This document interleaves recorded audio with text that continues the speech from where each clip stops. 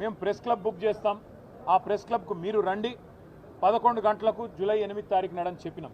ఇక చెప్పినట్టుగానే కొడంగల్లో ఎక్కడో కాదు, ముఖ్యమంత్రి గారి సొంత నియోజకవర్గం కొడంగల్లో కూడా ఇంతవరకు రైతు బంధు పడని 670 మంది జాబితాతో సహా, రైతుల జాబితాతో సహా, వాళ్ళ పేర్లు, ఫోన్ నంబర్లు, వాళ్ళ ఇంటి అడ్రస్తో సహా మేము చర్చకు సిద్ధమై బయలుదేరిపోతా ఉన్నాం.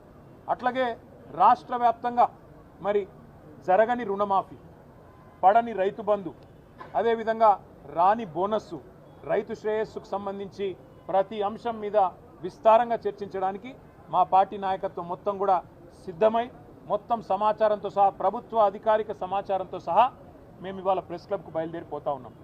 ముఖ్యమంత్రి గారు నిన్ననే బయలుదేరి ఢిల్లీ పోయినారంట. మేము అనుకున్నాం వస్తారేమో అనుకున్నాం, ఆయనే ముచ్చటపడి పిలిచిండు కదా వస్తారేమో అనుకున్నాం.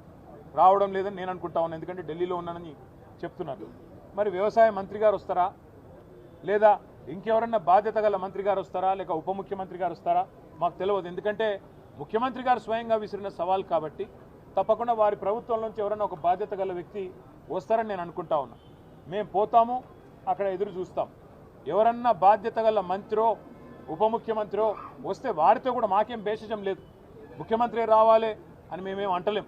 ముఖ్యమంత్రి గారి తరఫున ఒక మంత్రి వచ్చినా వారితో చర్చించడానికి మేము సిద్ధంగా ఉన్నాం. ఎందుకంటే ఈ ఇంపార్టెంట్ సబ్జెక్ట్, రైతుల సబ్జెక్ట్ కానీ, తెలంగాణ యువత సబ్జెక్ట్ కానీ, 2 లక్షల ఉద్యోగాలు ఇస్తానని చెప్పి అశోక్ నగర్లో ఛాయ్ అడ్డా మీద ఛాయ్ దాక్కుంటా రాహుల్ గాంధీ గారు స్వయంగా ఇచ్చిన మాట మీద కూడా చర్చించడానికి సిద్ధమా అని ముఖ్యమంత్రి గారు అన్నారు. దాని గురించి కూడా మేము సిద్ధమే. అందుకే ఇవాళ మేమందరం కూడా కదిలి ప్రెస్ క్లబ్కి పోతా ఉన్నాం.